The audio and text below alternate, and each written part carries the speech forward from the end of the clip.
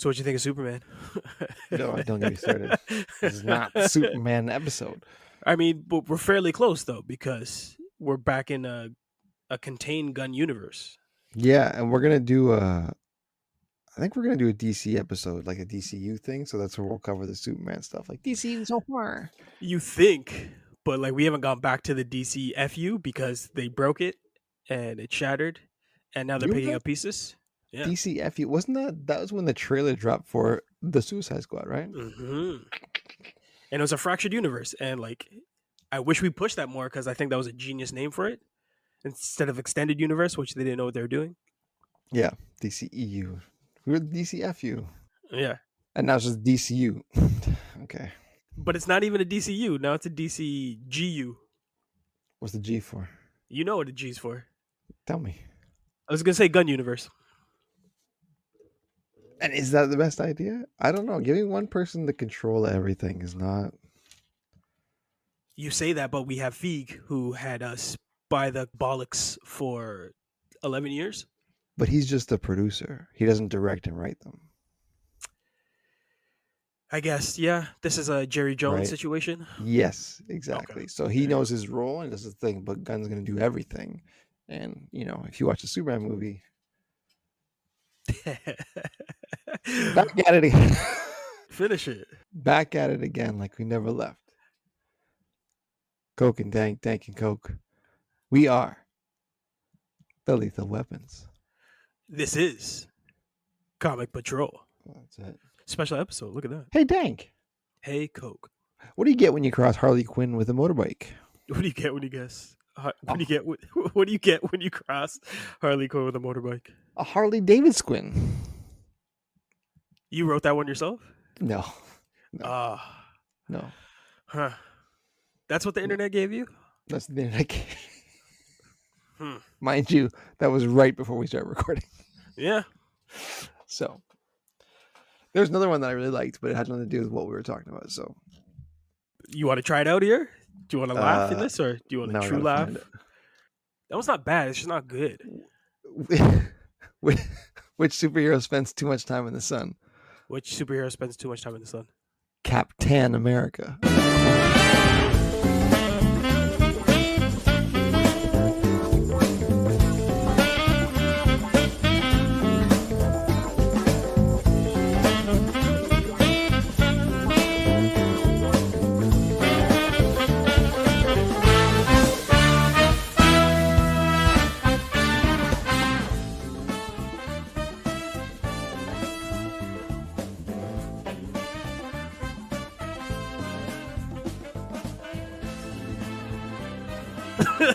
See, that was good. That's the one I liked. There's a tie-in for that. I have a tie-in for that. Yeah, okay, fair enough.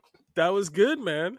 That's the one I got. I was like, that was maybe one of those laughs where I was like, why did I laugh at that? But then I was like, yeah, whatever. you got a 6-second laugh from me. I'd be like, all right, man. And then I would start talking about my junk.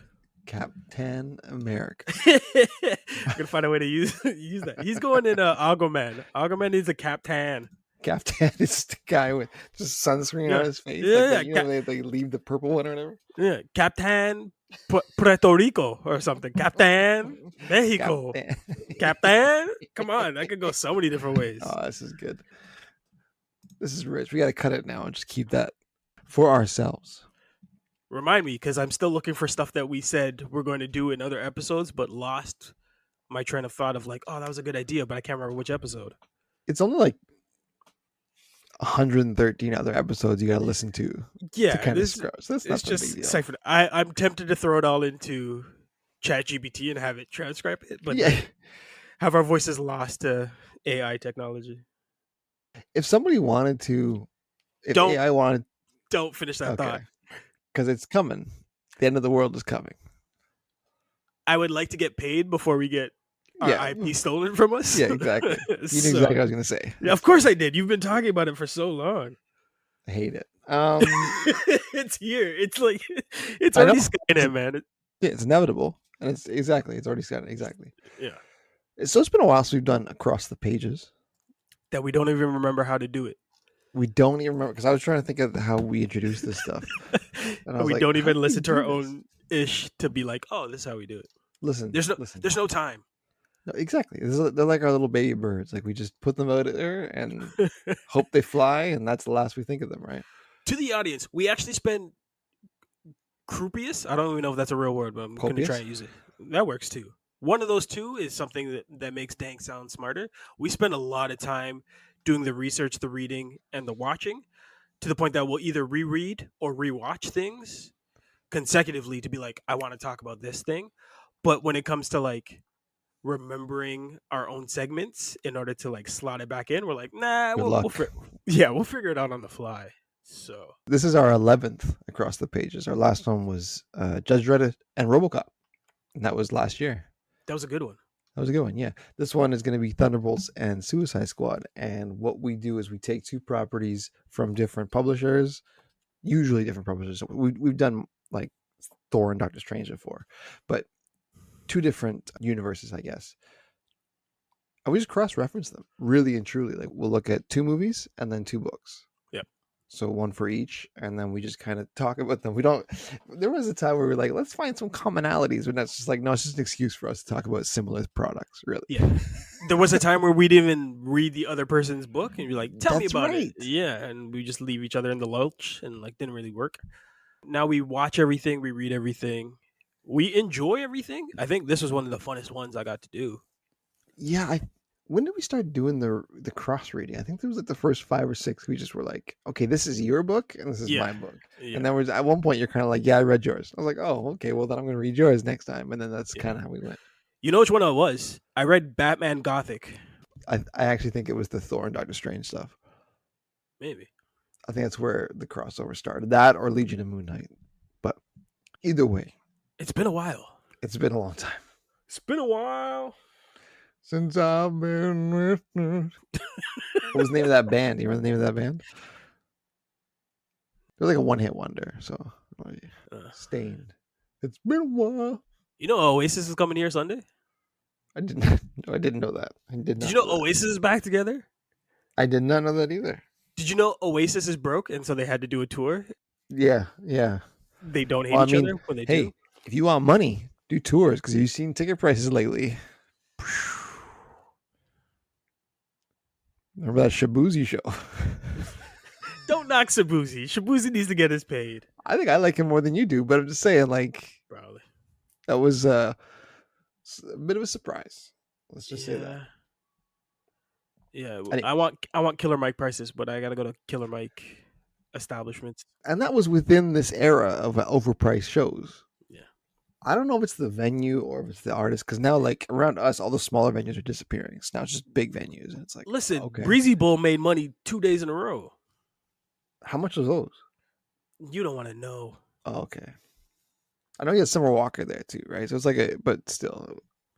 Yeah, but he could have done that at Scotiabank, and he's like, no, give me the stadium status. So Yeah. he's doing bowls. You got to fill a Okay. bowl, and it was Yeah. like rainy day, and you filled the bowl. That's right. Yeah. I mean, 2 bowls, because today was another show, oh, back to back. rain at least. Still had to walk that airstrip. That's so funny. Did they fix that up at all, or is that like just still a mess? How are you gonna fix it up? You gonna put a motivator on there, like Yeah. the escalator airport thing? I guess so. Yeah, that's right. The carpet that just takes you along. Yeah, that'd be. Listen, this is not the trope of Coke and Dang not wanting to talk about the properties. It's just we got off on a tangent, and I haven't talked to this guy in probably like 2 weeks or something like that. Yeah, we don't talk anymore. We just do the show and then we just exist. Life is lifing, so I'm still glad we have this in order to remind ourselves that, like, oh yeah, no, we're geeks. Like we still do geeky things. It's been a while. Is that our new theme song? And we're loopy. We're close to the loopy hour too. Since I could hold my head up high. All right, do you want to do movies first or comics first? Whenever we do this, we switch it up. Yeah, let's get rid of the worst first. So the comics it is. Okay. S comes before T in the alphabet, so we'll go Suicide Squad. Sure. As if you were going to get pushed back from me. Sure. No, it's for my own rationale. There you go. Suicide Squad Kicked in the Teeth ends in 2014. It actually starts in 2011, which was the beginning of the New 52. And there is tie-ins to the greater New 52 picture here. I don't hate the New 52 as much as everybody else did. Or not everybody, a lot of people. Because some books came out better for this run. I think this is one of the ones that was actually became better because this is when they added Harley to the team and Right. kind of gave it more of a bit more fun to it. Because before that, it was all like Rick Flag and Militant and like random dudes dying and stuff. Dark and no dark humor. I believe so. I've only read a bit from before this time, from the before times, but this is where they definitely have more character. They threw in, like I said, Harley Quinn, and this was kind of her big get away from Joker moment too. Because before this, she was always tied to him, and in this, she's still tied to him in this, but for different reasons. Written by Adam Glass, drawn by Federico Dallocchio, and it went on. I put 7 issues here. I read 12. Yeah, you did. That's when the creative team actually changes. I did 12. That's because of you. I was like, because your run was like, oh yeah, I'm gonna do 12 issues. And I was like, okay, well then if you're gonna do 12 issues, I'll just read 12 issues. And these weren't really like deep comics to begin with, so you breeze through the run. I was, yeah, so the team is made up of Deadshot, King Shark, Harley, Savant, El Diablo, Black Spider, and Voltaic. I can never say that word. It always trips me out with the AI. Voltaic. Who's the most powerful person on that team? Him and El Diablo, right? They're Diablo has some. elemental. Yeah, some big bangs. What I like about all these characters, except for Black Spider and Voltaic, made it into one of the 2 movies, Yeah, which is awesome. which is kind of cool, right? Especially the Savant thing, because it's very similar to his appearance in The similar, movie. Yeah. right? He's there and then he's not. But in this one, so in these books, like there's a bunch of different arcs within this, but the first few up until kind of Harley goes rogue at one point, Amanda Waller's like, okay, here's a mission. They do the mission, and then on the way back, she's like, okay, before you come back, there's another mission. And so she keeps doing that. And she does it like 3 or 4 times within the first 7 issues. Right. I guess 3 times. And then throughout that time, if one of the team members dies or gets killed during the mission or whatever, she just replaces them with somebody new. So it's like kind of close to the core, I guess would be Deadshot, King Shark, and Harley. And I guess El Diablo, right? Oh, and Black Spider too, but he kind of comes in and out. So, and some characters return, right? They'll leave and then come back, it's fun, right? You read it too. So the thing is, though, none of these characters really, you don't really have to know them that much, aside from Harley when she does her thing. But you already know who Harley is, where she comes from. She goes rogue because the rumors of the New 52 is Joker's dead, right?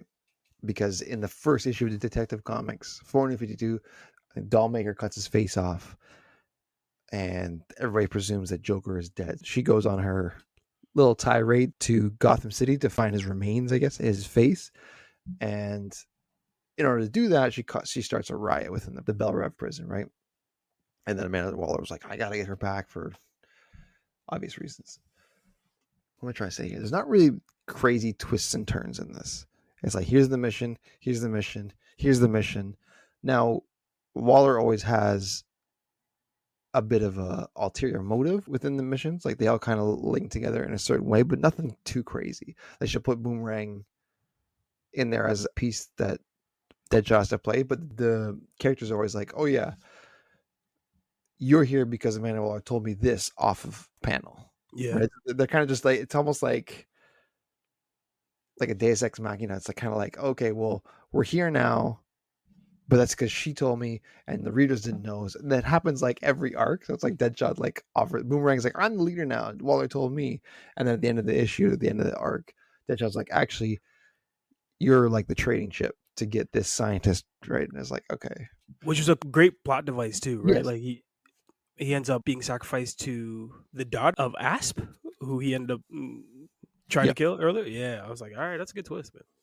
What was her name? The Gray Lotus or whatever? Or I can't remember her name now. But yeah, because he killed her sister. So there was some cool things. There we go. Yeah, there were some cool things. And the one that was the most impressive to me was the whole Voltaic arc.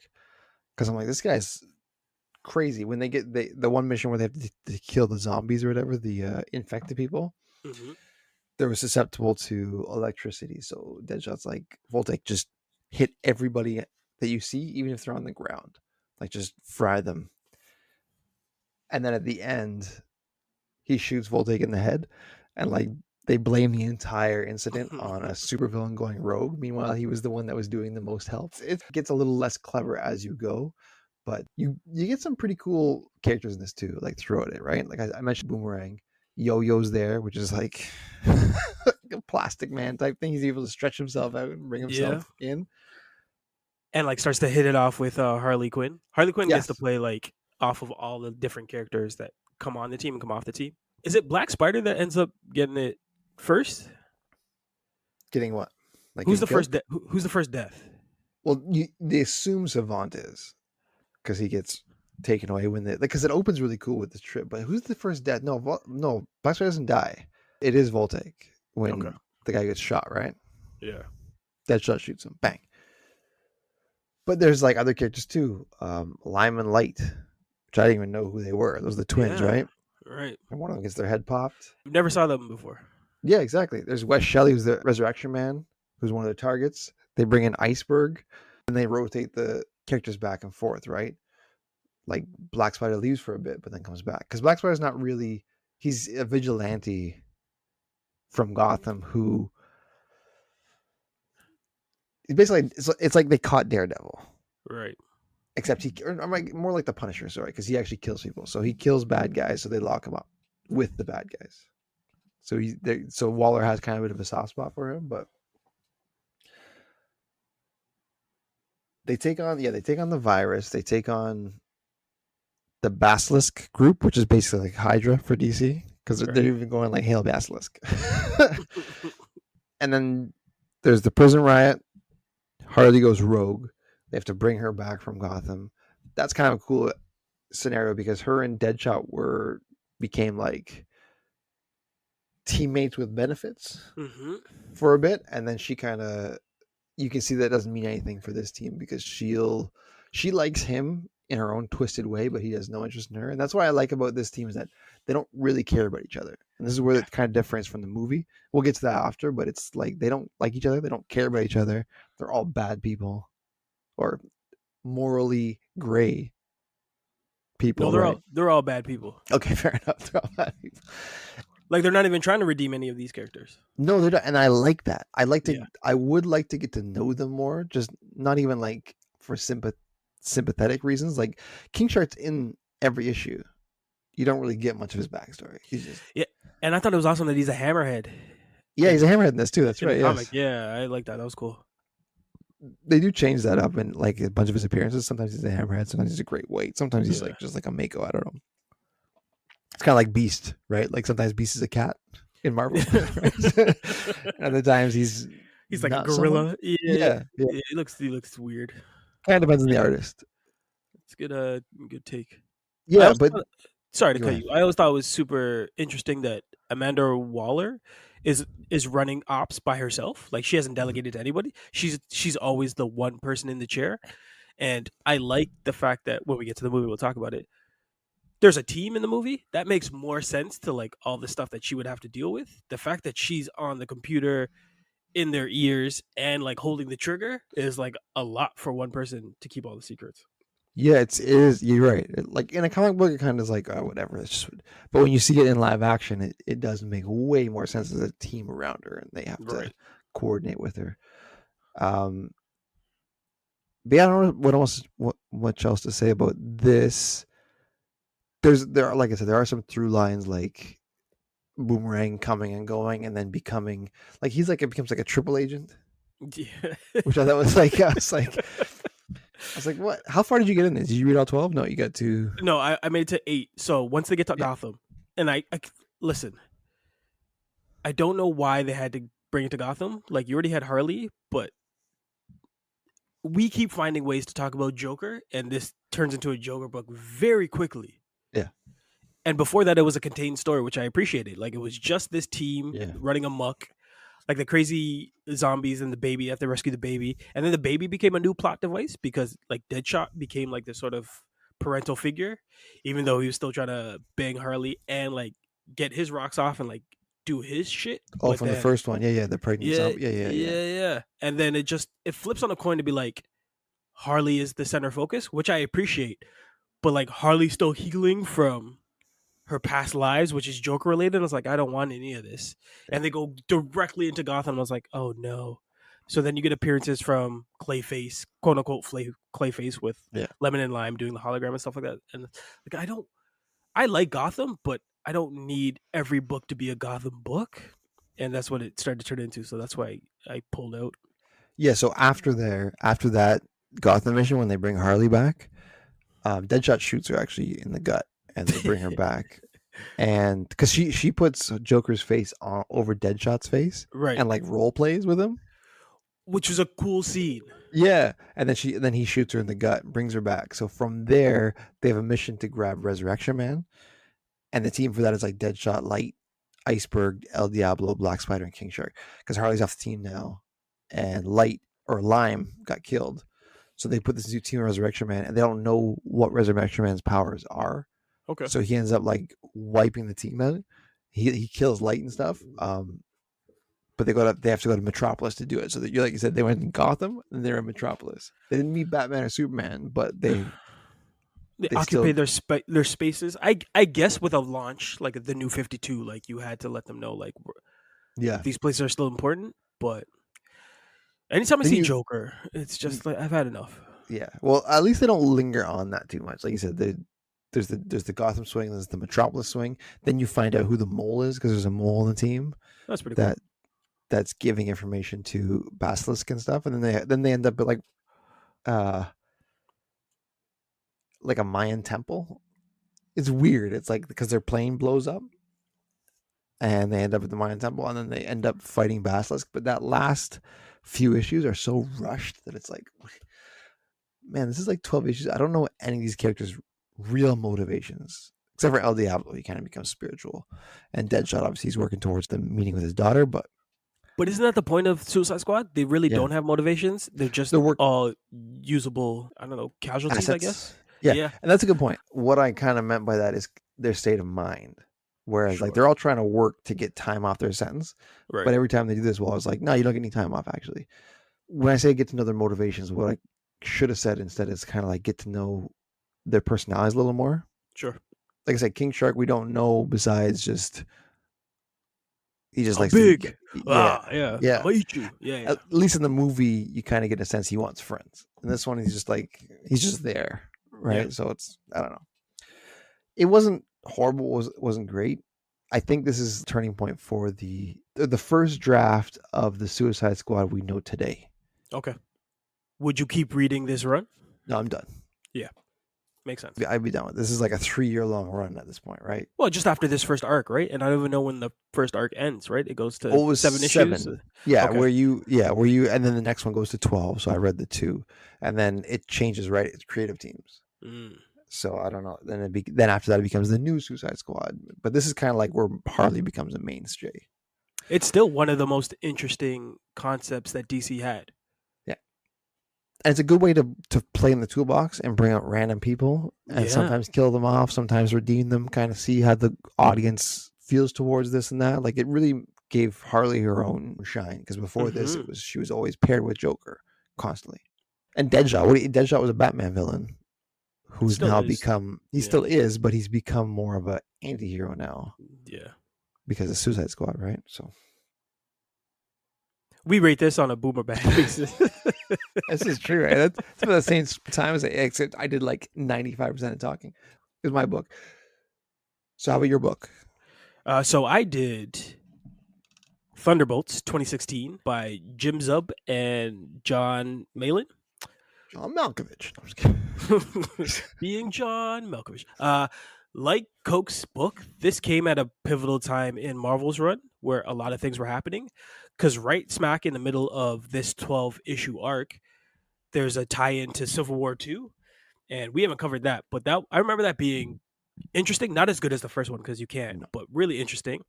And towards the back half of this run, there's the 20th anniversary for Thunderbolts. So it's an excuse to kind of bring back a whole bunch of old characters. But that's what the book kind of suffers from. It kind of plays out like a guest appearance book, and every other issue you get a whole leap of character, and it's not just one character introducing themselves. It's usually like 6 to 10, and I'm like, is this necessary?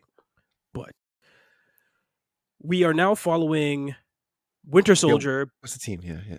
Bucky Barnes, as he's now the new man on the wall, and the man on the wall was Nick Fury's job, and basically he made himself kind of the last line of defense of, I would say, Black Ops. Like, there are certain things that are happening that we can't publicly announce that we're stopping or involving ourselves with. So you needed someone that's kind of on a hush hush team. So Thunderbolts has always been on the precipice of being complete assholes and evil to the heroes, or anti-heroes, and just trying to figure out if we can be good even though we all have sordid pasts. So this is more so towards the redeeming of the Thunderbolts. So it has Bucky Barnes as a Winter Soldier, Atlas, whose powers set is basically he can go giant or small and really increase his mass and power with that. Mac X, who was formerly the Beetle, which I think was a Spider-Man villain, which is awesome. So He is. That took me a while to figure out. That I was like, who is this guy? And then like throughout the story, like, oh yeah, formerly the Beatles. I was like, oh oh okay, yeah, gotcha. and he's got high tech armor, so he's like a low rent Iron Man. I think would be He's the a best way to Timu put it. Iron Man. I was gonna put him on Timu. I'd give him Amazon. He's got good gear and he's funny, so I'll give him that. There's Moonstone, who's amazing. She's got that Yeah. alien cosmic power with a, I guess it's a an actual stone or an artifact that's attached to a heart. I haven't read a lot of her stuff, but I remember her being a cool character.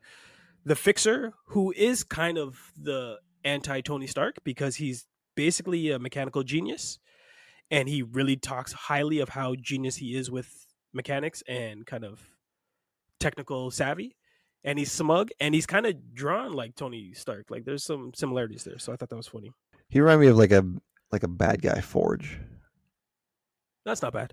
I'll give you that. That's the vibe I always got. But And then there's Kobik, who's kind of the cheat code. She's mhm. basically manifested cosmic cube that took the form of a 4-year gold. Don't ask me why, but they needed kind of something that I can't remember the character from the Flintstones, and I'm dating myself saying the Flintstones. But there was that green character, the alien dude that would just pop up from random places, Oh yeah, with the big head and the and he was just like, I make magic things happening, like blam, right? And maybe he's like, maybe she's a little bit like Impossible Man if you've read any of that, because he's like an alien creature, or Batmite, who just, they seem like just for the purpose of, we need to get certain plot devices moving forward and we don't know how to do that, so we can have this kind of cheat code character. But she's kind of the linchpin, right? Like, everyone wants her because she's a cosmic cube, but we can't tell if she's sentient, if she's real, if she's a little girl. So each issue is kind of a different member of the team deciding if they're treating her like a threat or they're treating her like the little daughter that we have to keep safe. They've all just breaking out of Pleasant Hill, which is, I guess, Shield's big prison where it holds all the biggest baddists. And Bucky's the one that breaks them out. So it's Bucky that kind of decides that these are the ones that he's going to start running with. It's very much a transitional team because you can see all of them have 1 foot in and 1 foot out. Bucky the most because he's still kind of in touch with Captain America. They're like on a need to know basis with each other, which is a cool dynamic because they're constantly kind of phoning or trying to text each other to be like, "Yo, are you good?" And it's like, "Yeah, I'm good," but like, I'm kind of doing stuff I can't really tell you about. So like, I like that dynamic moving forward. also I will say this: the team here differs from like Suicide Squad in the sense that there's a bit more loyalty here. Like Bucky broke these guys out, Right. so not so much Moonstone because she's kind of doing her own thing, but Mach X and Atlas especially, Atlas, yeah. and Fixer a bit, but those two especially, like they owe Bucky, so they're loyal to him. Whereas in the Suicide Squad, in my book, nobody's loyal to anybody. They're just kind of like out for themselves. This one's a little Well, different. There's a bit more camaraderie in this. it's collective dynamic, right? There's nobody holding over their head that like, you owe me this mission or I'm going to kill you. Yeah, This was yeah. like, we're evil and here's your chance to redeem yourself by maybe one of the most evil characters at a certain time, which is the Winter Soldier. So if this guy's going to stick his neck out for you, then there's something there. And again, throughout the arc, you really get a lot of character development. You get to see them either wrestle with the fact that they're not sure if they fit in with this new Thunderbolts team or if they're happier being villains, or is this something that moving forward I can really depend on because it's such a guest appearance book. It's all the outside forces that have these main characters keep questioning whether or not they really want to run with this team, right? So their first mission, they go to like this enemy compound where like there's all these alien cocoons, and one of them breaks out and like shit's on, right? So they start destroying and killing everything, and it's a fun fight. But the trope is Kopik pops in and asks, "Can I help?" And everyone's like, "No, no, no, you can't help." So they dummy all of these aliens, and then that ends one of the issues. And the next issue is Inhumans, like, "Yo, you killed all my friends," and so like they have to fight the Inhumans. I thought that was so weird too, because you'd think the Inhumans would know who was terraforming and who wasn't, or who was like like just like, oh, this is our compound. It's like how, like there was no explanation on how they found that place at the beginning. This is kind of a bit of an aside, but you were talking about how Bucky's taken over Nick Fury's man in the wall thing, Right. but this is the only mission in the run where they actually take one of the lists The man in off the the wall map, thing. Yeah, yes, yeah, because then they which keep was getting sidetracked throughout with which was everybody else. hilarious. And I Yeah. feel like the only reason shit went sideways so fast was they're building towards the 20th issue because they have to get to Zemo, Yeah, right? And that's like, right. if I'm spoiling anything, Zemo shows up in the 8th issue with the Masters of Evil to be like, "This is my team. I want my squad back." And like, that's a fun issue, but they have to break down through 7 other issues what's going on with this team and how to keep galvanizing them and making them stronger, and that's throwing another team at them. So they have to fight Inhumans, and this squad is Gorgon, Nyjah, Grid, Flint, Crystal, and Swain. They beat them, they walk away. And then the next team that they And end up then fighting and then is like the Squadron Supreme with Hyperion. which is the Justice League in Marvel. That's the alt Yes. universe. That's And super powerful to like, they yes, should have crushed this team way faster than they did. yes, But because you have the get out of the jail free card like Kobik, she's like, "Do you guys need help now?" And finally, they're like, "Yes, help us." And she transfers the entire base to the Arctic. This is a very much and then yes. book, and then it's not a whoosh because there's still some sort of semblance of, even when we put them in weird places, we have enough character development that we can pull characters aside to have their own little arcs, which was kind of cool, right? So when they go to the Arctic, Atlas and Mach X have to go into town and cross the border into Nunavut, which was awesome, No, I to like go that. buy Yeah, beer and supplies. And they make a whole Bob and Doug joke, which is the guys that drink beer. Like, I think it's a SCTV yeah, yeah, yeah. joke. I was like, that's pretty funny, Also, that's true though. I knew a guy who moved up to Nunavut like years ago to work right? IT for RCMP, believe it or not, and they don't have beer up there. Yeah, it No, actually is sport you have to special order. pre-order, Yeah, yeah, which was that's true. wild. So like they're freaking out, and then the Canadian police show up, and they have to dust those guys and get out of that situation. It's constantly them getting thrown out of the pan into the fire, and them deciding, can we get out of the fire or do we have to use our get out of the jail free card? And the get out of jail free card is Kobik, and she's so crazy and so like fun loving that yes, she can get out of jail, but she does things that are so damaging to the team. Yeah, At a certain point, Moonstone and Winter Soldier are arguing about like how to run the team, and Moonstone makes this one line of like, "All right, whoever can take this Moonstone from me can lead." And Kobik pops in, breaks into her chest, rips out the stone, and then becomes the new Moonstone. And I was like freaking out. And it was a great scene because at the end of the issue, you think Moonstone's dead. But because Kobak is all powerful, she brings her back to life. So there are things to enjoy, but it immediately gets undermined because you have this giant, powerful entity that I don't know what you're planning with, that like doesn't hammer home any of the fun stuff that you were doing with these characters, right? I think you nailed it though. I don't think they actually knew what to do with Kovac. They just were like, let's drag this run out for the anniversary, and then What happens, that'll get, yeah, but like I don't like that because no, the team was strong enough that you could do a lot with, and there was enough infighting because at a certain point Moonstone and Mr. Fixick are like, let's get the rest of the team away from Kobik and let's see if we can instill her energy. And it doesn't work. Kobik's too smart for them. Ends up like memory wiping them. That everyone becomes like a fun loving family and wants to work together as a team. I thought that was cool. That was smart, but then it gets undone again when Moonstone's like in a Yeah. different issue. It's like there's like 3 hours of the day that I don't remember, and Mr. Fix is like, yo, you're right, and he checks the tapes, and they're like, oh, yo, this girl scammed us, right? So they have Yeah. to go back to this. So it's weird on a team that's full of anti-heroes and people not to trust that you bring in a little girl who's the most dangerous and the one you can't trust the most, because the stuff that she's doing out of book is even more damaging, right? Like, I don't know how much I want to spoil about this book because there's some crazy stuff that she does after the tie-in, and the tie-in is cool because when it comes to the Civil War 2 issue, they get Bucky to take a jet and leave the Arctic to go link up with Black Widow and run this mission where he has to go kill Miles Morales. So he goes out and tries to sniper him, and it doesn't work because Spider Man, and he can sense that stuff. And he ends up getting dummy by Shield that shows up. So Shield takes him back to their base with Maria Hill, who has a strong role in this, right? Like, she's Mhm. basically the authority figure who's like, I don't trust the Thunderbolts, I don't trust Winter Soldier and Captain America. If you don't clean this shit up, I'm going in.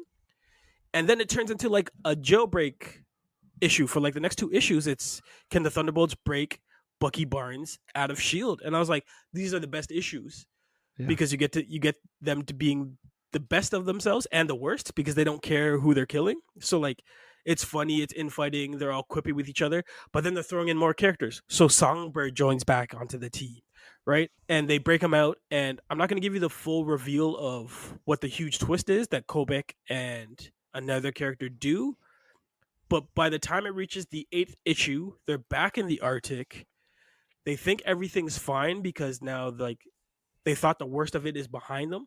At a certain point, they have to leave Shield, and Fix It rips off Bucky's arm because he knows that Shield implanted all these trackers on it. So he's Mhm. walking without a nub, and then Fix It builds him a new arm. And so, like, I like anytime it wasn't a full team, it was certain characters split off by themselves or like in pairs because you get to see cool dynamics. So like Moonstone and Fix It have a great dynamic. Winter Soldier and Fix It have a cool dynamic. Atlas and Mach X have a hilarious dynamic.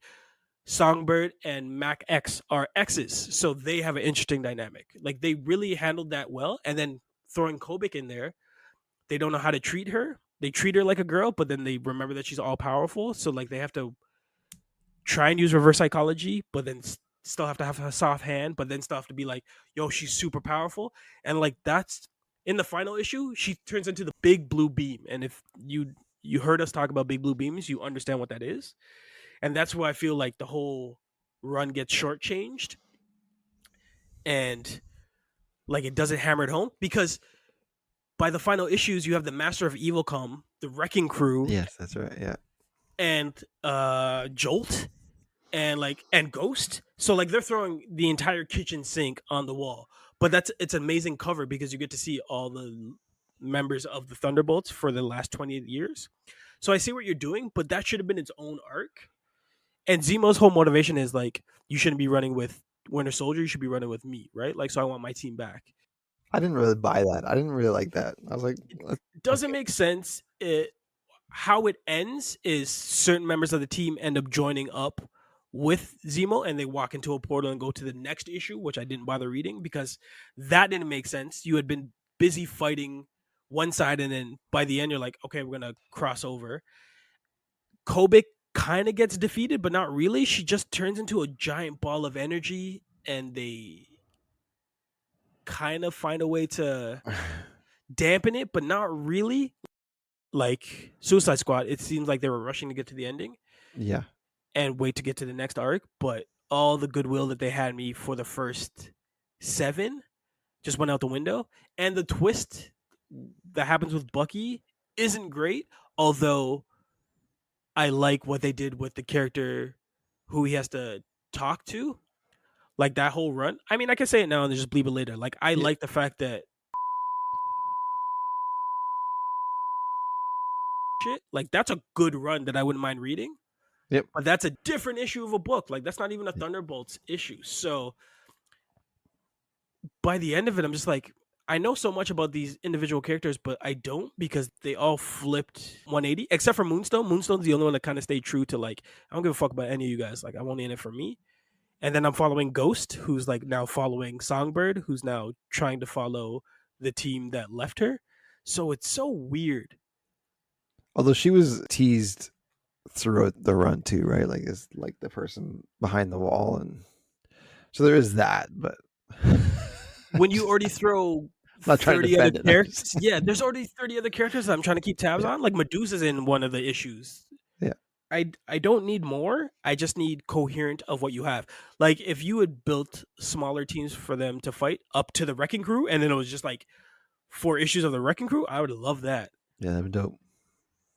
But nah, not really. Yeah, but how am I gonna say this? This team was more easy to latch onto than the Suicide Squad book that I read, but the Suicide Squad missions and stuff were more fun. Yeah, I was gonna say Suicide Squad is a better story because it's contained, Yeah. but Thunderbolts have better individual pieces that I would want a contained story for. Yeah, and I like that the team's not like all powerful too. It's kind of like No, they should have got wiped by the Squadron Supreme. They should have got well, I guess the Inhumans because of the group they used. That was kind of a good tilt. they use the Yeah, B team for Inhumans. but then they throw all the Shield agents too, and that's like formidable. They can beat them, but it's not. And then like the Masters of Evil kind of dummy them too. So it's like Yeah, okay, this is like they're not the best team really. no, They have some parts and it kind of works well, but they're not like powerhouses, which I enjoy. Like Atlas is kind of like a secret weapon, but but then he doesn't yeah, fully understand his powers. I would say that Suicide Squad's a better team based yeah, on the comics that yeah, we read compared yeah. to Thunderbolts. Thunderbolts are individuals that have to work for a common goal, but they often have different goals. So it's what's in common. Fair enough. Yeah, actually, yeah, you And could argue that Suicide Squad, like that first rendition of the team, is more powerful than Thunderbolts because they had El Diablo and yep, Voltaic, and it's I like agree. Without Kobik, this team wouldn't have oh made it nothing. to the Arctic. Fair enough, but like I don't know if they would have passed their first mission, which is something more interesting. So I don't even know what the point of Kobik was. Especially if she's just going to be like obsolete by the end of the run, just kind of fizzles out. It's like okay, well, I mean, she was, I guess, the MacGuffin and why everybody was looking for them, but they still because that was the motivation, right? Like Shield wanted them Yep. not because of them, they want because of her, Rep. right? So Inhumans didn't really care, but They just and wanted then their cocoons. which weren't even theirs. I thought that was. I was like, I think you guys would know. I think you'd know if they were yours or not. I don't know. I think my book was This, more messy, but it was fun messy, and your book was more digestible, but like I have an upset stomach. and it's funny to see how much the publisher as a whole affects like even these stories. Yeah. Like Inhumans 2016, this is when Marvel was really trying to push the Inhumans, right? Because they didn't have rights to the X-Men yet, so they were really trying to push Inhumans to be a thing. So they threw them in this book. Then like the Civil War tie-in, which I think was handled well actually for this one. And then in Suicide Squad, it was like they're setting up or ties in for Death of the Family, right? With all like the with Yeah. Joker's face and stuff. So like there's all these ties. I'm like, just tell the contained story and don't worry about the tie-ins. But that's never gonna happen. It's just funny reading them now. The hilarious part is we always say we would never read sides, but ended up reading two sides for better stories that I don't know if we're ever going to cover now. Yeah. So like, don't do that. Right. Like, don't. It's not necessary. And then you only hurt the comic that these fans are reading. So what's the point? Like this didn't make me want to go run out and read Civil War 2. I already knew No, what that was. I would read no. that one shot all the way through. Well, as soon as they said like Civil War II back in the day, I was like, I'm not interested. We already had a Civil War. I'm good. Death of the Family was actually an awesome crossover. Really, really cool. But it's Joker centric. So you're saying doing AXP Death of the Family versus Civil War 2? Imagine that. They have nothing in common, but that'd be pretty. That's funny. We would find a through line It's us. All right, movie wise, where the fun comes in. where the fun comes in. We'll start with the Suicide Squad 2021. At the top of this, you mentioned something that these movies came out. They both are good. I agree. We can say that at the top now. They're both Mhm. good. We enjoy both of them more than we didn't enjoy them. But they both dropped at weird times. Yeah. And they would have like imagine this had come out instead of the original Suicide Squad in 2016. This would have blown the doors out of DCFU, and everyone would be like, what is going on over here? Let's jump into this world. It would have changed the whole dynamic, the whole trajectory. I think it would have Bloodsport would have got a movie, Peacemaker would have got a movie, and Harley Quinn would have got another movie. I mean, she still got her trilogy, which I think we're almost completely covered because we've done the first Suicide Squad. we have, and I will say this too. If this had come out instead of the 2016 one, Idris Elba would have just been Deadshot. He wouldn't have Yeah, been Bloodsport. It would yeah, have been right. yeah, Um, they're basically the same character yeah. in these movies. Which is hilarious that they have that joke in the movie. The amount of in jokes in this Yeah, movie is bar none. I did like when they introduced Bloodsport and they introduced Peacemaker, and Waller says the exact same thing. He's like, well, he's just like me. What do you? This is where I love Gunn's writing because he talks about Peacemaker's reply is, "But I'm better. Like I kill more people." And it's like we both shoot with the same pistols. Like I use smaller bullets, Yeah, and that comes back. yeah. There's so many bookend lines that Gunn has in this movie that my hot take I gave to Coke earlier this week was, I think this is a Mount Rushmore comic book movie. I may have to alter that to say comic book ensemble movie to like save myself from as many Batmans as people may have to put on their Rushmore, but this is up there. Like this Mhm. movie is legit. Did Gunn? He didn't direct this, right? He where's his credentials in this? I don't. I know it was kind of like his first. Crack at the DC. Yeah, Yeah, the first one from DC that has DNA in it, right? he directed and wrote, and I He assume did. produced. Yep. Oh shit. Okay, I was wrong. So let's do casting because now we know who produced and directed was James Gunn. This crazy ensemble includes Nathan Fillion playing DDK, John Cena playing Peacemaker, Danielle Mikado playing Ratcatcher 2, Lovely, lovely, lovely, lovely, Idris Elba playing Bloodsport, David Dashmani playing Polka Dot Man, the lovely, lovely, lovely lovely, Margot lovely. Robbie playing Harley Quinn, Joel Kinnaman playing Colonel Rick Flag, Pete Davidson playing Blackguard, Mhm. Pete Catapelli playing Tinker. Thinker. Forgot to wear my glasses. Michael Roker playing Savant. Sean Gunn playing Calendar Man and the Weasel. That's right. Like first appearances of Storm Reed playing Tyler, which was awesome. Yeah. Cameo from Paul Kelmatif, who you know from Guardians of the Galaxy as Mantis. That's right. She was in it, right? Yeah, I recognized her. Flute the Borg playing Javelin. Arguably one of his best roles, Sylvester Stallone voicing King Shark. I'll take that side of the argument. Sure. No, I said I'll take your side of the argument for that. Yeah, no, we're Yeah. saying this is one of his best roles. He's Yes. hilarious in this, and he sounds like a punch drunk boxer. Hand. Yes, that is your hand. It was the proud nod afterwards that got me. Playing Ratcatcher, lovely, lovely Alice Braga playing Sol Soria, lovely, lovely Viola Davis playing the wonderful Amanda Waller. Her She's fantastic as well. addition has been great. She's Steve fantastic. Agee playing John Economist, Juan Diego Bota playing President General, Julio Cesar Ruiz playing Milton. Milton's still with us? That's great. This movie's so quotable. Jai Courtney reprising his role as Captain Boomerang, which was amazing. Tanisha Kajis playing Flo Kari. Let's talk about this movie, how great it is. Because it's great. It's good. It's really good. I like how It's great. I think the strongest points are the beginning and middle. I think it's the third act that kind of doesn't really work all that well for me, but that's because I like bad guys. I'm jumping way ahead, but this team like kind of becomes the good guys. I really didn't like that. I was like, They have to redeem themselves. And even when they redeem themselves, you find out who the true villain is, which was amazing. yeah, but I don't know. So like this was a good movie of assembling a team and then finding out their dangers on it when it's the reverse of Thunderbolts. There's dangers and then they have to figure out how to be a team. Mhm. I like this more. The mislead intro with the team, the A Loved team it. and the B team, Great. beautiful, right out Yeah. the deck.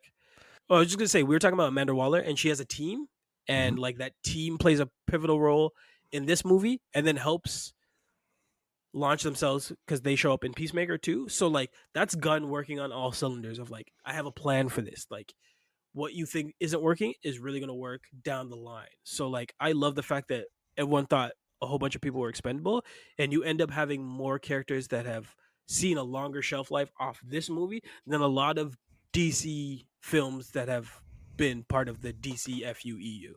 Which is crazy. I was gonna say not even just the fake out with the A team, B team, but also the fake out with Savant because he's like Yeah. he's introduced as like this like The lead. stoic like veteran, Yeah.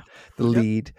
They put him in the position of power, whatever he takes, and then he's the one on the beach that gets scared and overwhelmed and runs away, gets his head blown up because someone's got to get their head blown up. Somebody's got to get. It happens to Blackguard too, who turns into be That's right. the Yeah, turncoat immediately, and his face gets mangled. that wasn't Waller pulling the trigger. That was the surgeons shooting it. Right. I'm talking about like somebody had to get their head blown off by Oh, okay, the neck bombs. They had someone face had to, off. but yeah. You subvert with the team, then you subvert with the lead, right? And the new team you don't get any introduction to. They just show up, and you're like, oh, those are the guys from the trailer, which I thought was cool. But I love how they treated Harley Quinn because she's the mainstay. She's kind of the spotlight, and she had to be separated from the real team until like the second act where like they meet up. Like that's a whole side mission of we got to go rescue Harley. And I like how they treated her as a big deal because she really is the big deal. Yeah, I wasn't crazy. It's interesting. I wasn't crazy about her in this movie. I love Margot Robbie. I love her as Harley, but I feel like she almost didn't fit in this. This is her best Harley Quinn movie. It is no, but I don't think this character really fit with the rest of them. Where do you go from here with Harley? That's the point of her. She's not supposed to click in. She's always the piece that doesn't fit in the puzzle. Right, but But you she can't have a does. picture without her. My thing is that she clicks in too well with them. Oh, okay. I think she should have been more of a wild card. She is, but she's more of a comedy.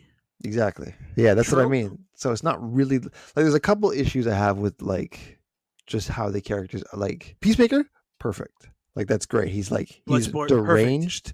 Yeah. Bloodsport's perfect. He's got his motivation. He's basically second volume Deadshot. But Peacemaker's like he's so deranged that he's not even a bad guy. He's willing to do anything. For his country. Yeah. But he is a bad guy. Yeah, no, I know, but he's even when he's trying to catch Ratcatcher too, he's like, I don't want to, but I'm thorough and I got to do this. Like, it's not like having a good time doing this. He just knows he has to. Like, his duty overrides all. I thought that was so cool. But I like the fact that there's a lot of misleads that happen throughout this movie. And one of the greatest ones is the fact that by the time we reach the 1 hour mark, they're finally in the town where they have to meet up with what's his name? Milton. And they have to go to the bar and they just start having drinks and you get Yeah. to see their personalities kind of take over. And Peacemaker is such a for the team, like I'll have a round of drinks for everybody, and then even orders one for the rat that it endears you to him. You think that he's Yes. going to be like the dad figure, when it turns out the dad figure has always been the dad figure from the beginning, which is Bloodsport. Yeah. So I like the fact that I'm cheering for Peacemaker, even though he's kind of a douchebag, and then you Yeah. find out like, oh no, he's a product of the system. Like he's basically the feds, and he's willing to do anything to win. That he takes out another Fed, which is crazy how Gunn found a way to kill all of the characters from the original movie except for the best one. Yeah. And I like how she got bookended with the javelin scene where Javelin has like, take my javelin. It's like, what's this for? What's this for? What's this for? Yeah, And then- she completely like misconstrued that message. He just like she Yes. thought it meant something. He's just like, no, just take it. and I get how you can say like the third act is sloppy. It's the third act turns into a monster movie, but Yeah. without her and like how she uses that javelin, like even though it's messy, which seems to be like a Gun trope, he's so good with multiple characters in a movie because he finds a way to have them play off each other. Like we haven't even talked about Polka Dot Man, and he's probably the MVP of the movie. I think so. He's great. He's great in this. All the characters, like I like almost everything. I just think the third act is the weakest out of the three because they have to. It switches to a monster movie. They have to be heroes. They're not anti-heroes anymore. So it's kind of like this isn't really what I signed up for. It's not bad when you compare it to the beginning and middle. It's nowhere near those. Like those are amazing. Those are amazing. It's a long movie, but Yeah. it doesn't. You don't feel it until the third act. You're like, oh no, Yeah. they got to go do this, and like the introduction of Starro is I think it's hilarious. crazy from the midpoint too, right? Like he's not a new character. You just expect him to be what he like. It turns into a Power Ranger movie in the end. They just Yes. Yeah. Yeah. and they're still murdering civilians too, right? Like Bloodsport's like when he's getting up against it with all the Starro like civilians that have the eyes on their faces now. Like he's still Yeah. killing them. Like he's Yeah, not. that's true. They're still doing dirt. It's just it's framed once you get it through the media because that's how he gets the redemption arc with his daughter. Of they show him on TV as these heroes trying to save this small little town. It's like, okay, cool. Like, That's my dad. yeah, you have to It's have that redemptive arc somehow. It's just not everyone got redeemed.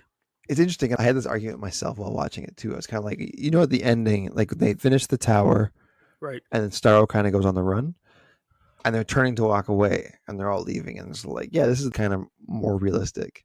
But then Bloodsport's like, I'm oh, gonna do fuck it. it, Yeah. and he turns around and goes, and then I'm like, they wouldn't follow him. But when you look at this is my argument to myself. When you look at the team members that are left, none of them are like alphas, and so they Yeah. probably would have followed him. So it's like, okay, so that makes sense, right? So that's my argument to myself, right? But it's And like, that's bookended by yeah, Peacemaker's character, who's who's gone? If he was still there at the time, he would have been like, what are you doing? Rick yes, Flag may have been like, what are you doing? but he chirps Bloodsport to saying, "You're a leader. You're supposed to make these decisions. You can't Yeah. be wishy washy." So the writing like shows up. Like Gunn is his best when he's writing. I think. Yes, I think so He's too. the best writer. He understands characters. He understands ensembles. He understands what a family is, even if it's an ugly family. And this is one of the best ugly families, right? Because none of them really like each other until they're forced to like each other. And by the end of it, there's only like 4 characters, which is Yeah. awesome. Yeah. So like, I'd love that sequel because Because even Polka Dot Man gets killed, doesn't he? I forgot about that. he redeems himself, and if he Yeah. finally feels like a hero, he finally feels like he conquers his mom, and then splat by Starro's foot, which is great. Because like for the audience, you never get to really feel comfortable with these characters. You never know what's going to happen. You're constantly on your toes. Of there's a moment where King Shark is in the aquarium and he's dancing with all these funny little jellyfish. That's one of my favorite scenes in the whole thing. He's like a child, and it's this sweet little moment where you think this is just to cut the tension and kind of break free from the misery that's going on outside. But the second that glass breaks, the truth comes out, and all those little jellyfish start to try and eat him. And he's like, fuck, right? So I love the fact that everything in this world is designed to hurt you. You just have to be smart enough not to hurt yourself. And I think that's the flaw with most of these characters. They've hurt themselves. That's why they're in these positions. Like Harley Quinn is completely flawed, but could have been a hero in any other avenue. It's just her programming and the fact that she has so low self-esteem that she's constantly falling into these villainous positions when she could be a hero in anything else. Although I respect her conviction when she's like, she starts falling for the General? new general or whatever. Yes. And then she ends up killing him. I was like, that's hilarious. She's like, I promised myself I wouldn't fall for it. And like, because he was talking some crazy shit. She's like, all right, fine. And then she kills him. I thought that was beautiful. And that's a Joker reference too. She's like, I fell in love with another guy who was Yeah. talking the same shit as you, and I promised myself this red flag was not going to be another red flag, right? So even when they try to redeem themselves, they don't really do it because they do it dirtily. So you talk about them trying to be heroes in the end. They're still dirty, right? Like they still have a whole bunch of bodies under their belt because they kill a whole bunch of people. So it's not even a true redemption like the other movie that we're going to talk about. They still have to go back to jail. Do they though? Yeah. Oh, okay. If they leave that island, they're going back to. If they have to go back to America, like you're on the run. Yeah.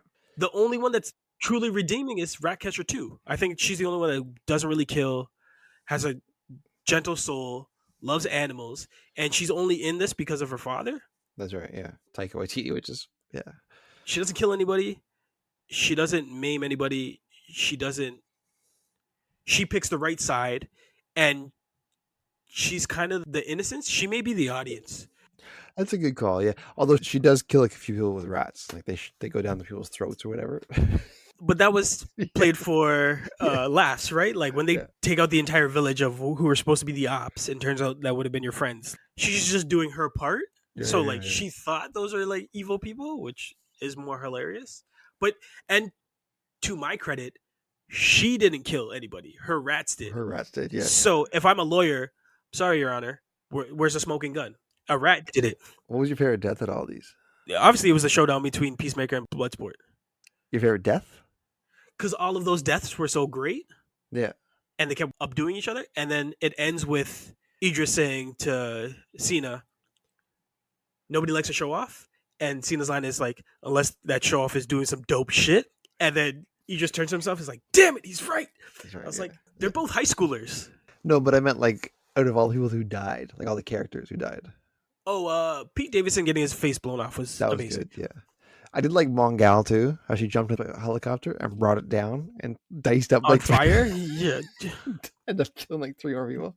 TDK just getting just massacred. That's Arm Fall Off Boy, by the way, who we Yeah, it is. covered Yep. in like one of our old episodes, which is hilarious. The amount of double dipping Marvel and DC have done in the last 10 years is ridiculous. I'd hate to be an actor in Hollywood right now. What's the commonality, right? They all do it for Mr. Gunn too. It seems that way.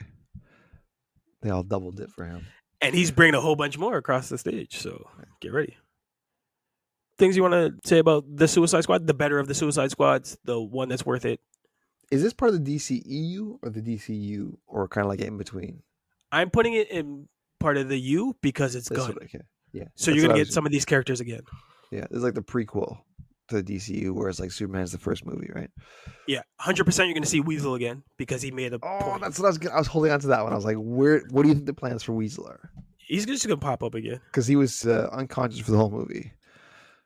Well, no, he was licking glass for a little bit. The 3 days prior. In the flashback, but he got he chokes on water. Yeah, and then what was he gonna do on the team? I don't know. What was his point? Well, he was Team A, so it didn't really matter. He was like, yeah, but why? Like, you just need to get rid of him? Why? Distraction. Yeah, just kill him. He's a weasel. Yeah, he eats kids. Like, what is his redeeming quality? Literally, just a target for the insurgents or whatever. He's not even that. I really want to see Calendar Man come back, so we can make jokes about it. Yeah, because he's terrible. He's a horrible villain. But that's Batman again. So what can you do? I did like the dynamic of having. It was kind of weird having 3 main I guess alpha characters with Flag, Bloodsport, and Peacemaker all in the same scene. It was interesting because they're all like team leaders. Yep. One of them doesn't want to be leader, which is Bloodsport, but they all have that. One wants to be, and one can't help but having to be. Exactly, yeah, and that was interesting seeing that. It was fun watching them, the 3 of them specifically, on screen together. And that's a great scene leaving the bar when they all decide to get captured, and how they know that they're going to be stronger to get out of the car, and they all talk about that. One touch of death, like on 3, and they all have their own way of doing it. I would watch a movie of those 3 just trying to figure out I'm A Squad. Like, no, I'm A Squad. It's I don't want to be A Squad, but you're actually A Squad. Yeah. So I think the only injustice is the fact that he quote unquote killed 2 of them. One of them came back, but I find a way for them to bring back Joel Kinnaman for them to do like a little back in time movie like they did with Widow. And these guys cross paths. Because I wasn't even mad about his death. Like, it was like he played a good role. He was earned, and he earned. Like, the death was like, okay, that makes sense. Like, because they're trying. It all made sense within the universe. And he's the cop that became militant. He saw like the news and was like, no, I don't like my government anymore. Like, they're not fighting for me. I want to join the resistance. And then a true cop came. He's like, no, like, you're a cop. He's like, no, I'm not a cop. And then that fight is really good. That death is really good. Yeah, that's what I mean. It's earned. It's good. It like makes sense. It was a surprise. That's third act. I would say the third act was more like once they were done that. Like, once Star was released, I was kind of like, once they get to Harumine, what's the name of the Jiromine? What's the Jotunheim? Yeah, it's such a Thor name, which is funny because it's in like God of War, like it's in Thor. It's Jotunheim, yeah. And then you have Idris Elba playing. Oh yeah, that's right. Yeah. I forgot that he was in Marvel. I always forget he's in Marvel. What's his name? I don't remember his name. Heimdall? Heimdall. There you go. So I feel like Gunn is so tongue-in-cheek that he kept finding ways to be like, this is an in-joke, this is an in-joke, this is an in-joke, this is an in-joke. That I keep raising this movie's bar to high stakes. Like, if I'm doing a top 10 all-time comic book movies, this is on it. Easily. Top 10. I'd think about that, but you might be right. And then I'm trying to put it on a Mount Rushmore, and I have to change the Mount Rushmore of ensemble. So, like, group movies or, like, team comic book films. Mm-hmm. This is on it. Yeah, team-wise, yeah, for sure. I agree. Speaking of another team, Thunderbolts. Another movie that should have come out. Imagine this had come out. Oh God, when would this have come out? Like Phase 2? Feels like a Phase 2 movie. So we talked about when it should have come off. This should have come off directly after Endgame. directly after Endgame. Yes, you're right. Yeah, yeah. That would have been nice. That would have been a nice epilogue. Just kind of cleans it up, Imagine this as the pandemic movie. Like if we got this in 2020, 2021. which is good because it's all about like depression and self doubt and stuff. That's true. That's true. I agree with you there. I take And back what I said. anti-heroes deciding to like, can we be good now? Yeah. Or can you trust the government? You can't trust the government. Now, this movie is flawed in so many different ways. I don't know when you want to talk about that, but we'll get into casting. We'll get into direction and writing. It directed by, I think he did a great job with it, by the way, Drake Schreider, because he managed to keep this under 2 hours, which Hmm. is really hard. This movie could have been overblown really Oh, a fast. team movie could easily. Yeah. Well, with all the things they were trying to do and all the fun techniques he was using, could have been crazy. Written by Eric Pearson, Joanna Carlo, and Kurt Busiek, which is also a Thunderbolts writer. Kurt, Oh, because comic I book. Oh, okay. yeah. So good for him. But I think the writing team is too many cooks in the kitchen with the amount of things that they're trying to accomplish. I think they do a good job, but we'll get into it. Let's get into casting. Lovely, lovely Florence Pugh playing Love Yelena. Lewis Elena. Pullman playing Sentry. Lovely, lovely Geraldine Viswanathan. She plays Mel. Mel. There you go. Briefly, Olga Kurilenko playing Very, Taskmaster. very briefly. And shortchanged Taskmaster in 2 films again. So Well, okay. You finish the casting. We'll get into that because I have like two minds of that. Wyatt Russell playing U.S. Agent. David Harbour playing Alex You're laughing. Shostakov. Shostakov, otherwise known as Red Guardian. Sebastian Stan reprising his role as Bucky Barnes, the Winter Soldier. Wendell Pierce playing Congressman. Chris Bauer playing Holt. Lovely, lovely Hannah John Kraman playing Ava Starr, who is Ghost. Lovely, Lovely. lovely Julia Louis Dreyfus playing Valentina Allegra de Fontaine. Did I get it right? She was fun too. I like her as a villain. And imagine her moving forward as the central piece of can we trust her as the Nick Fury, but this Nick Yeah, Fury is darker, right? And small cast. I think that's it. That's all I got, which I appreciate. agree. It wasn't as big as Suicide Squad, but it wasn't. It was more focused too. It was a little tighter, group wise. I'm talking about. I think overall, I probably agree with you. I think I like Suicide Squad better than this one. I'll Yes. throw that in now. But this was just different. It wasn't as silly. It wasn't as zany. Nope. But we finally got the Sentry Yep. and the Void, which I didn't think they'd do. So I was surprised they pulled that Yep. off. And now he's a cheat code that we can now pull back up when we need Whenever to, you need him. Yeah. which I enjoy. This was a clean up your mess type of movie. So I don't know if you could walk into this movie blind without knowing a lot of these characters. Hmm. But I do know you could leave this movie being like, I like this character, I like this character. Yeah, and I didn't know that before. Yeah, that's true. Except for Bucky, right? Who actually has like the smallest role out of all of them. So do you want my Bucky gripes with this Yeah. movie? Go ahead. I want to hear this. Yeah. Bucky Barnes should never been a congressman. Yes, I hated that too. I don't like it. He should have no connection to the US government anymore. Unless it's Black Ops or a man on the wall where it's secret, secret, hush, hush, which is perfect for this type of movie coming off the comic that we read. Yes. You know, he should have been a congressman in this movie. Oh, there we I go. know that Okay, I better. was like, what, Yeah, I was like, yeah, where are you you going with must. this? Do you know who should have been a congressman in this movie? Who's that? Red Falcon, Ah, Captain America. yeah. Because if this movie came first, you now have Anthony Mackie doing the heavy lifting in government, but now there's a secret team that's being formed where he's friends with only one of them but doesn't trust it. And then now he takes this information and moves to his own movie and then makes a new team And then that movie makes more sense. because he's involved in Yeah. Washington. I wonder He why has a they reason to didn't be do in the that. White House. I have no Yeah. idea why they put that movie first. That's a great 'Cause call. Yeah. It doesn't make sense, especially with the after credits, because they have to retcon back in the fact that now Captain America is making his own new Avengers team. That's right. Yeah. And they did such an amazing thing with the marketing with this movie is called Thunderbolts Asterix, and then it changes to New Avengers. You could have done the same thing with Red Falcon, called the Red Falcon movie, and then it flips to Captain America 4 or Captain America. Like that should have been this whole rollout of like you think it's one thing and then we subvert it. It's one thing, subvert, subvert, Yeah. subvert. But this was the best way in to start the new phase, and I don't even know what phase we're in now. But I don't know. Is this 6 now? I don't know. I don't honestly. I don't know. it I doesn't make don't sense. really care anymore. But that's a great call. If this came first, Yes. and have Falcon in it, because it lays a foundation for what's to come next, right?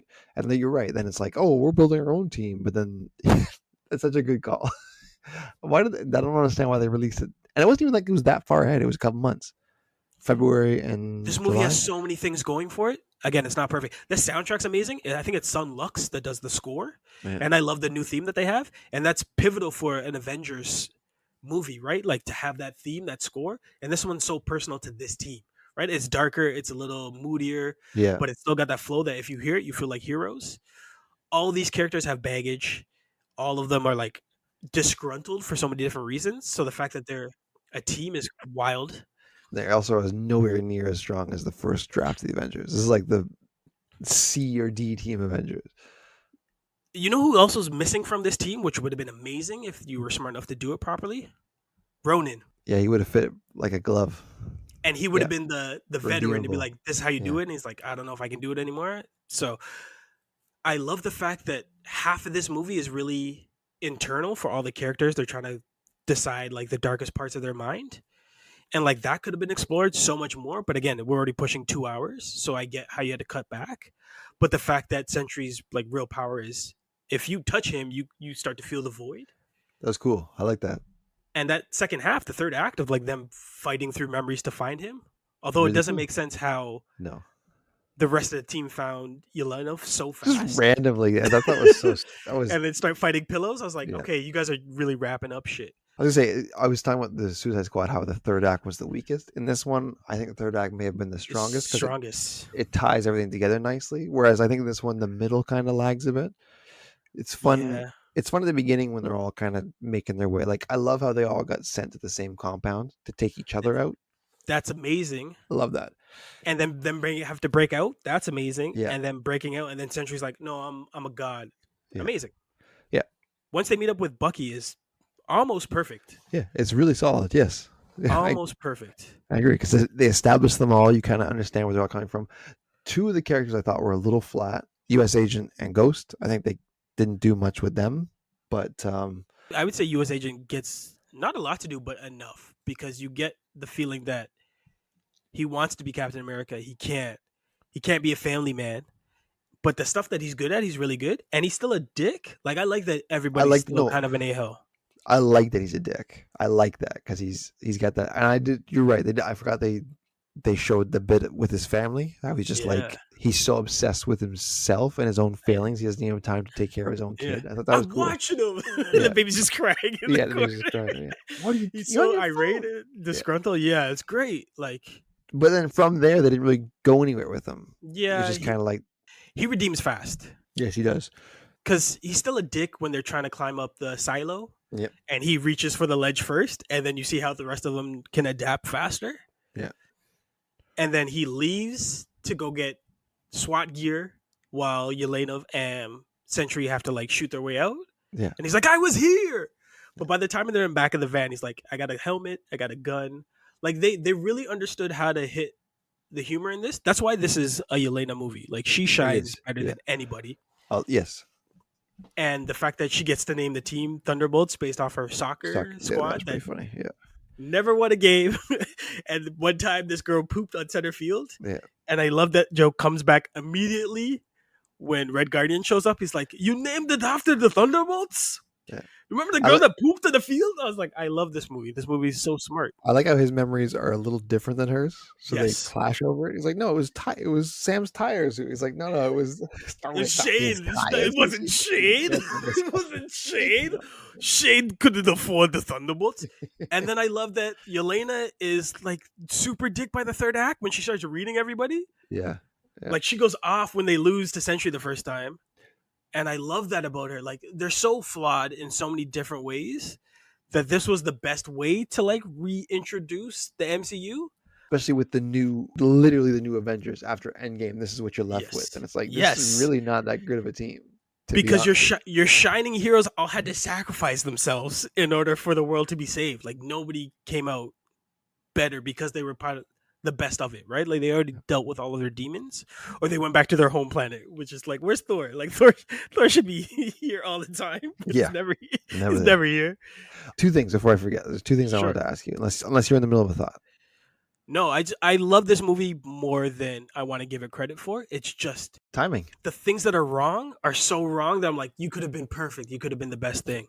Yeah. Well, one thing, does this make Yelena more interesting than Natasha? Yes. It does, right?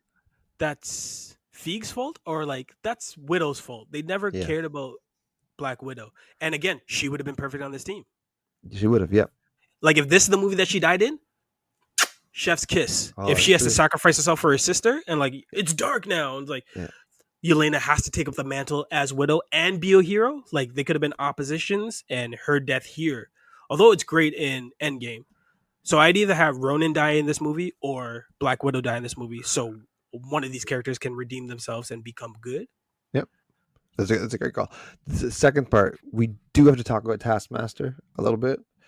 And you were saying like Taskmaster gets ruined out of two movies. This one, really, really quick and sudden death, which is fun. But at the same time, it's like Sucked. kind of a relief though, because now we don't have to be forced through this. Like that was kind of my take. I was like, wow, that's surprising, but I guess they're like you said, this is a cleanup. So it's just like, we fucked up with this character. Let's just wipe her off the board real quick. And then there are so many other villains they could have done that with. Like this movie could have been 30 characters deep and just been like bang, bang, bang, bang, bang, bang, bang. Yeah. It could have been a Suicide Squad. Yeah. Which probably would have helped Marvel moving forward. Yeah. Kill off a whole bunch of people because they need to kill some people off for sure. Yes. At the same time though, they could I don't know how you do it, but you could just make another Taskmaster who's more like the traditional Taskmaster. Yeah, it's comic book logic, right? The daughter of the son of the robot of. Now that she's out of the way, nobody's gonna be like, "Well, where's the Taskmaster that was in Black Widow?" Well, she's gone now. She got cat. So I was kind of relieved, to be honest with you. I thought it was kind of cheap, but I was like, I get it. Just get her off the board, right? Those are the two things I wanted to ask you. But that's like a good ploy for the marketing because Taskmaster's in the posters. Yeah, gone. People are mad about that. I'm like, I think that's kind of clever. I think it's funny. You promote this person and then just wipe them off. Well, again, I'm not mad that they're calling it New Avengers, but I want more time with the Thunderbolts, to be honest with you. 100% agree. 100% agree. So the one person actually missing from this movie, I hope they make a sequel for, and that's Baron Zemo. Yes. Who exists in this universe. Yeah, he's there. Give the man the mask. He's only in the one show. That's it, man. I guess he was in Cap as well, but still. I don't count that. Yeah. I don't count that. I really like this movie. It's not fully realized, and I think it's hard to compare this to Suicide Squad. Very. They're both trying to do the same exact thing, and one knows how to do it perfectly, and one is just trying to figure it out.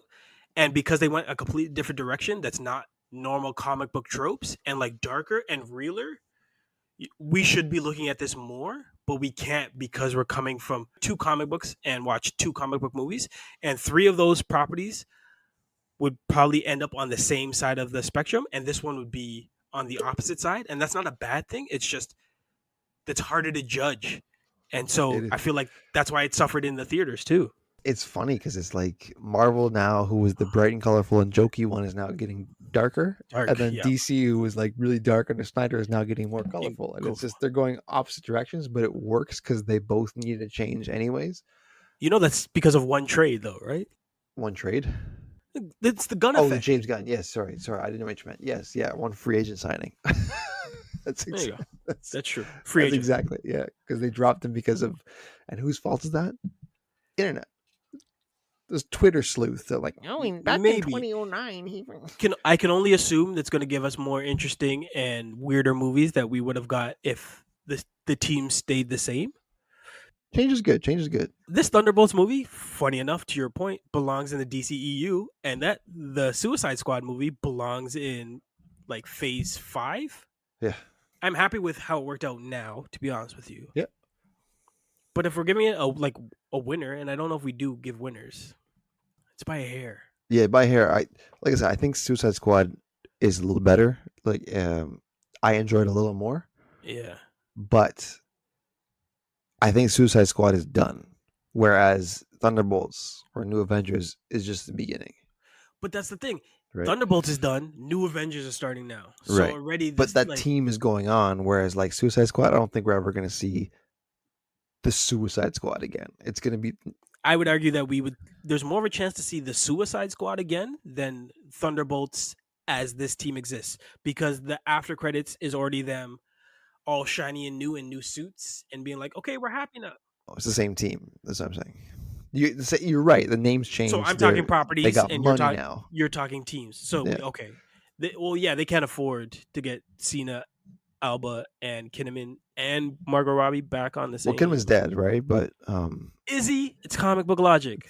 yeah, that's true. They already brought Peacemaker back. Like immediately, like after credits, like The after credits, he's back. that bullet in the neck, like missed the artery. It's like, how? No, you're dead. It's like, nah, I got a TV show, bro. Like I'm gonna stay alive. Yeah. We got to make room. Just don't ask questions. Just let it happen. What do you think of Winter Soldier as the leader for the Thunderbolts movie team? I don't mind it. But he's got to get the Congress shit's got to stop. Like, Yeah. I don't like that for him.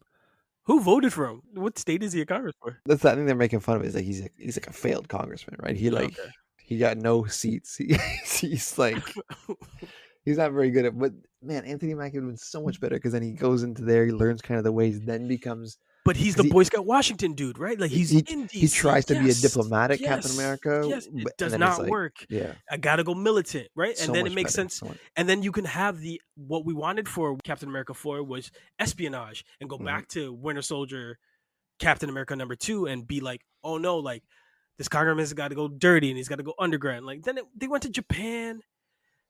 Like he's flying. Oh, yeah. I don't want to talk about that movie if I don't have to talk about that movie. We get the Red Hulk. I don't mind Red Hulk, but it doesn't make sense. It does make sense. It makes no sense. And then like leader doesn't make sense. And then Captain Falcon beats him like one-on-ones him, and I was like, I don't know. Well, he doesn't. He says love wins the day, and that's right. Yeah. God damn it, Betty. God damn it. How is that any better than Martha? Which is better? Maybe this one because it's only one person that's affecting, but I don't know, man. That's a good question. Same lane, right? Same road, maybe different lanes. That's a good question. That's gonna hurt my head because I'm gonna think about that longer than answering. Yeah. And then they asked Harrison Ford if he wants to do Marvel again. You know what he said? Nope. I mean, but it's him though, right? Yeah, he'll back up the truck. Exactly. You bring him some money, I'll go, okay. But nobody cares. No.